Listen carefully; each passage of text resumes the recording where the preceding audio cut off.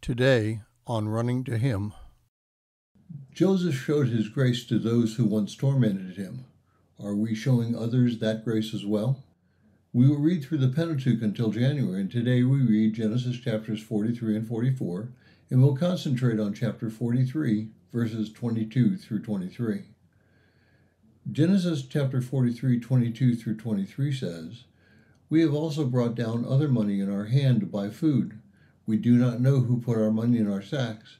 He said, "Be at ease, do not be afraid. Your God and the God of your father has given your treasure in your sacks. I had your money." Then he brought Simeon out to them. Ephrem the Syrian, who lived 306 to 373 AD, was an avid commentator and a hymn writer. His commentary on this section of Genesis is incredibly insightful because he lived in that area and he understood the mindset of the Middle Eastern men. He writes this, "But when the brothers saw Joseph's servants hurrying to unburden their beasts and to bring in their baggage, they thought to themselves, grieving, 'We have bereaved our father Benjamin, and we shall never see again the face of our father.' It was with treachery that our money was put into the openings of our packs, so that if we escaped the charge of spying, they might seize us and make us slaves on the charge of theft. Let us confess to the steward about the money before he begins to accuse us, so that our brother Benjamin might free us from the charge of spying, and the confession of our lips from the charge of theft." Then the brothers approached Joseph's steward and said to him, "When we returned the first time, we opened our sacks, and behold, there was each one's money in the opening of his sack. We are now returning it to you because it is not right that we take the money for the grain together with the grain." But when the steward saw how terrified they were, he consoled them and said, "Rest assured, do not be afraid. It is not because of the money I received that we are bringing you into this house. We have eagerly awaited you because of the truth that is found among you.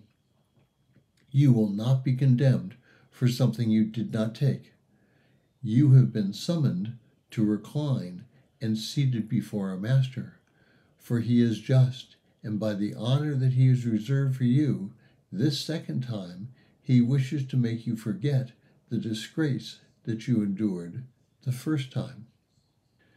God is a God of mercy.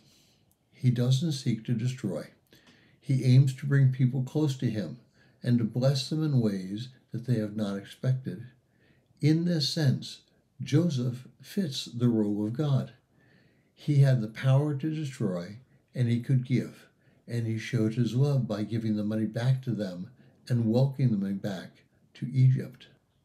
So, what do we do when we're faced with a situation that we can offer grace or provide a surly response?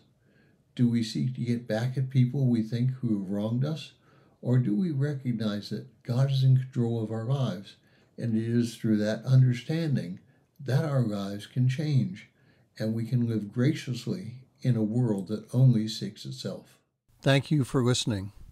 We pray that today's devotion was meaningful to you. We would love to hear from you. You can use either Facebook or YouTube to like, subscribe, share, and tell others about us. If you would like to contact us, you can reach me at phineasjacobus@runningtohim.net.